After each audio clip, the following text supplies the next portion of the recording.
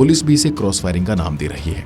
अब जानते हैं कि यहाँ पर दो मुहे चेहरे कैसे नजर आते हैं, किस तरह से अपने दोस्त को बलिदानी कहने वाला, अपने दोस्त की कुर्बानी का गम मनाने वाला भी उसका कातिल ही निकलता है। दोस्तों, एक बार फिर से इस कहानी पर नजर डालते हैं। राष्ट्रीय राजपूत करणी सेना के अध्यक्ष सुखदेव सिंह गोगामेडी के मर्डर को महज 10 मिनट में अंजाम दे दिया गया। हमले के दौरान उस कमरे में 5 लोग मौजूद थे। वहीं दोनों शूटर्स ने 17 राउंड फायरिंग की और इसके बाद सब सच और झूठ के साथ अलग अलग कहानी सामने आ रही है। असल में सुखदेव सिंह को मारने के लिए उनके घर 3 शूटर पहुंचे थे, लेकिन उनमें से एक शूटर नवीन शेखावत गोली लगने से वहीं मर गया। अब राजस्थान पुलिस कह रही है कि उसकी मौत क्रॉस फायरिंग में हुई थी। उधर दूसरी तरफ सुखदेव के कत्ल की जिम्मेदारी लेने वाले गैंगस्टर रोहित गोदारा ने सोशल मीडिया पर एक बयान जारी कर नवीन को शहीद बताया है। लेकिन हम आपको बताने वाले हैं वो सच, जिससे ये पता चलेगा कि राजस्थान पुलिस और रोहित गोदारा दोनों ही झूठ बोल रहे हैं। जयपुर के पुलिस कमिश्नर के मुताबिक 3 शूटर सुखदेव सिंह को मारने के लिए उनके घर पर पहुंचे थे। इनमें से एक शूटर, जिसका नाम नवीन शेखावत है, वो क्रॉस फायरिंग में मारा गया। जी हाँ, क्रॉस फायरिंग में पुलिस या जुबान में क्रॉस फायरिंग का मतलब होता है कि दोनों तरफ से गोलियां चल रही हों और गलती से गोली उस शख्स को लग जाए जिसको मारना ही नहीं था। पुलिस गैंगस्टर रोहित गोदारा, जो सुखदेव सिंह के कत्ल की जिम्मेदारी डंके की चोट पर ले रहा है, वो भी बयान जारी कर कह रहा है कि नवीन शेखावत की कुर्बानी का कर्ज वो 7 जन्मों तक नहीं भूलेंगे। तो पुलिस और क्रिमिनल दोनों की बातें आपने सुनी। अब आइए आंखें खोल देने वाले उस सबूत के बारे में आपको बताते हैं, जिसके बाद आप क्रॉस फायरिंग और कुर्बानी के इस खेल को बिना किसी लाग लपेट के आसानी से समझ जाएंगे। जिसके लिए अब हम आपको 5 नवंबर की दोपहर 1:10 के बाद की उस सीसीटीवी फुटेज के बारे में बताने वाले हैं, जिसमें क्रॉस फायरिंग और कुर्बानी दोनों का सच कैद है, क्योंकि तस्वीरें झूठ नहीं बोलती। सुखदेव सिंह गोगामेडी पर हमले की सीसीटीवी फुटेज को बस फ्रेम दर फ्रेम समझने की जरूरत है। उस दौरान ये यूं कहें कि क्रॉस फायरिंग में चली गोलियों की गिनती की जाए तो राउंड साफ पता चल जाते हैं। शूटआउट की शुरुआती फ्रेम की बात करें तो उस फ्रेम में आपको 5 लोग नजर आएंगे। सामने सबसे बाईं तरफ सुखदेव सिंह का सिक्योरिटी गार्ड अजीत खड़ा है। अजीत के बाईं तरफ सोफे पर सामने सुखदेव सिंह बैठे हैं। सुखदेव सिंह के बाएं उनके बराबर में नवीन शेखावत बैठा है और नवीन शेखावत के बाएं 2 और लोग बैठे हैं। इनमें से एक है रोहित राठौड़ और दूसरा है नितिन फौजी। ये दोनों शूटर हैं और ये सुखदेव सिंह शेखावत के बिल्कुल सामने बैठे हैं। अब शूटआउट शुरू होता है। सफेद कमीज पहने नितिन फौजी पहली गोली सीधे सुखदेव सिंह को मारता है। इसके बाद वो ऑटोमेटिक पिस्टल का मुंह फौरन सुखदेव के बराबर में बैठे अपने तथाकथित साथी नवीन शेखावत की ओर घुमाता है। दूसरी गोली वो नवीन को मारता है। अब तक दूसरा शूटर यानी रोहित राठौड़ भी हरकत में आ जाता है। वो भी पिस्टल निकालता है और सुखदेव सिंह पर गोली चला देता है। सुखदेव गोली लगने के बाद वहीं सोफे के पास नीचे गिर जाते हैं। वो 2 सोफे के बीच औंधे मुंह गिरते हैं।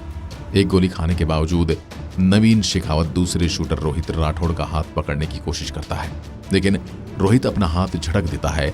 इसके बाद नवीन दरवाजे की तरफ बढ़ता है। तभी फौजी एक के बाद एक 3 और गोली नवीन शेखावत की पीठ में मारता है। इसके बाद नवीन शेखावत कमरे से निकलते ही फ्रेम से बाहर हो जाता है। अब दूसरे फ्रेम में वो घर के बाहर जमीन पर पड़ा पाया जाता है, जबकि दोनों शूटर गोलियां चलाते हुए वहां से निकल भागते हैं।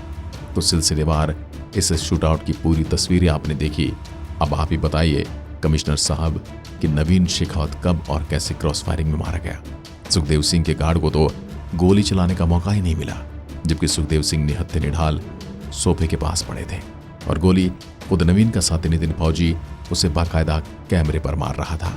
वो भी 1-2 नहीं 4-4 गोलियां। तो फिर ये क्रॉस फायरिंग कहां से हुई? ये तो सीधे सीधे सुखदेव सिंह के साथ साथ नवीन शेखावत का भी कत्ल है। जाहिर आपने पूरी बयान उसी सीसीटीवी फुटेज को देखकर ही दिया होगा, क्योंकि आप ये बता रहे हैं कि तीनों 10 मिनट तक अंदर बातचीत कर रहे थे। कैमरा भी यही बता रहा है, मगर आपकी क्रॉस फायरिंग वाली थ्योरी गले नहीं उतर रही। पता नहीं आपने ऐसा कैसे कह दिया। अब जब पुलिस ही झूठ बोल रही है तो क्रिमिनल कब से सच बोलने लगे, और हम क्रिमिनल से सच बोलने की उम्मीद कर ही कैसे सकते हैं? या फिर माने कि सुखदेव सिंह के कत्ल के बाद जिस रोहित गोदारा ने सोशल मीडिया पर 2-2 बयान जारी कर हत्या की जिम्मेदारी ली है, उसका वो बयान ही झूठा है। पर अगर ये बयान उसी ने जारी किया है और ये बयान सच्चा है, तो फिर रोहित गोदारा झूठ बोल रहा है, क्योंकि जिस नवीन शेखावत की कुर्बानी का कर्ज वो 7 जन्मों तक नहीं उतार पाने के दावे कर रहा है, जिसकी मौत का वो शौक मना रहा है, कायदे से वह खुद उसी नवीन शेखावत का कातिल है। क्योंकि रोहित राठौड़ और नितिन फौजी उसी के शूटर थे, तो फिर सवाल उठना लाजमी है कि उसी के शूटर ने उसी के आदमी नवीन को गोली क्यों मारी। कैमरे के इस खुलासे के बाद अब यह सवाल भी जवाब मांग रहा है कि नवीन शेखावत आरोपी था या शूटर था, या फिर वो खुद शूटरों का शिकार बन गया था। उसे पता ही नहीं था कि वो लोग क्या करने वाले हैं और वो भी इस हादसे का शिकार हो गया। ये मुमकिन है कि शूटर ने सुखदेव सिंह गोगामेड़ी के घर तक पहुंचने के लिए नवीन का सहारा लिया हो, और यह मुमकिन है कि नवीन शूटरों की असली साजिश से बेखबर रहा हो। अगर ऐसा ही है तो नवीन को लेकर राजस्थान पुलिस को बयान जारी करने में इतनी जल्दबाजी नहीं करनी चाहिए थी।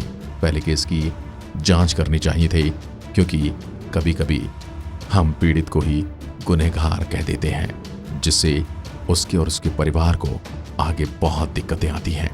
हालांकि दूसरी तरफ इस बात से भी इनकार नहीं किया जा सकता कि नवीन रोहित गोदारा को जानता हो, उसके लिए काम करता हो। बहुत मुमकिन है कि गोदारा के कहने पर नवीन ही दोनों शूटर को सुखदेव सिंह के घर तक ले गया हो, वो ये भी जानते हुए कि दोनों शूटर सुखदेव सिंह को निपटाने आए हैं। मगर ऐसे में फिर वही सवाल उठता है, अगर नवीन सचमुच गोदारा गैंग का करीबी था तो खुद रोहित गोदारा ने उसे क्यों निपटा दिया। जाहिर है सुखदेव सिंह हत्याकांड में कई पेच ऐसे हैं जिन्हें अभी सुलझाना बाकी है। इसी बीच रोहित गोदारा की तरफ से जारी सोशल मीडिया पर दूसरी पोस्ट में कई और बातें कही गई। इस पोस्ट में उसने सुखदेव सिंह की हत्या की वजह भी बताई। इस पोस्ट के जरिए रोहित गोदारा ने सुखदेव सिंह की मौत के बाद राजस्थान में हो रहे धरना प्रदर्शन के बारे में भी कहा। रोहित गोदारा ने सुखदेव के मर्डर की वजह बताते हुए लिखा, सभी भाइयों को राम राम। रोहित गोदारा का पूरी सर गोल्डी बराड़। आज ये जो हत्या हुई उसकी जिम्मेदारी हम लेते हैं, ये हत्या हमने करवाई है। भाइयों, मैं आपको बताना चाहता हूँ कि ये हमारे दुश्मनों से मिलकर उनका सहयोग कर रहा था, उनको मजबूत करने का काम कर रहा था। रही बात हमारे दुश्मनों की, तो अपने घर की चौखट पर अपनी अर्थी तैयार रखें, उनसे जल्द मुलाकात होगी। बताया जाता है कि रोहित गोदारा को यह लगता था कि सुखदेव सिंह सिर्फ राजपूतों की मदद करता है, जबकि जाट बिरादरी के साथ इंसाफ नहीं करता। ऐसा कुछ जमीन के मामले सामने आए थे, इसमें सुखदेव ने राजपूतों को सपोर्ट किया था। इसी को लेकर रोहित गोदारा अब सुखदेव से नाराज था। करीब 1.5 साल पहले एक बार रोहित गोदारा ने दुबई और पाकिस्तान के नंबर से कॉल कर सुखदेव को धमकी दी थी, लेकिन सुखदेव ने तब इसे गंभीरता से नहीं लिया। गैंगस्टर रोहित गोदारा फर्जी पासपोर्ट पर 2022 में भारत छोड़कर भाग गया था। इसके बारे में कहा जाता है कि वो इस वक्त कनाडा या दुबई में है। वैसे भी लॉरेंस बिश्नोई गैंग के ज्यादातर लोग इस वक्त कनाडा में ही छिपे हैं, जिनमें गोल्डी बराड़ भी शामिल है, जबकि खुद मास्टरमाइंड और गिरोह का सरगना लॉरेंस बिश्नोई फिलहाल जेल में बंद है। अब इस मामले में न जाने कितने खुलासे होंगे, और न जाने कौन बेकसूर कौन कसूरवार, और न जाने किस किस के रहस्यों से पर्दा उठेगा। पर फिर भी ऐसी वारदातें आने वाले भारत के लिए खतरा हैं, आने वाली पीढ़ियों के लिए खतरा है, और इसके लिए काफी हद तक पुलिस प्रशासन और हमारा कानून भी जिम्मेदार है। अदालतें भरी पड़ी हैं ऐसे झगड़ों से जिनका निपटारा जल्द किया जा सकता है, मगर सरकार उनकी सुध नहीं लेती, मगर न्यायपालिका उन पर कोई नजर तक नहीं डालती। धूल मिट्टी जमी हुई ये फाइलें फिर जन्म देती हैं ऐसी ही कहानियों को, जिन्हें सुनकर हम और आप सिहर जाते हैं।